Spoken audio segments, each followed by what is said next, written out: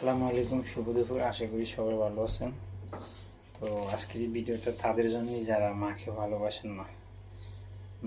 একটা কথা শুনেন, গতকাল আমার মা জানে, আমার ফ্যামিলি জানে আমি প্রবাসে ভালো আছি, কিন্তু তারপরেও কালকে আমি টিকটকে এমনিতেই ফানি করে একটা ভিডিও দিয়েছিলাম যে প্রবাসে অনেক গরম। এই ভিডিওটা আমার মা দেখতে পাইছে, দেখে অনেক কান্না করছে। সকালে ফোন দিছি, তাও সে কান্না করে। তো এমন একজন মানুষ এই পৃথিবীর বুকে কাকে পাবেন আপনি, যে আপনি কষ্টে নাই, হ্যাপি আছেন, সুখী আছেন, এটা জানতে পাইরাও কান্না করে আপনার জন্য।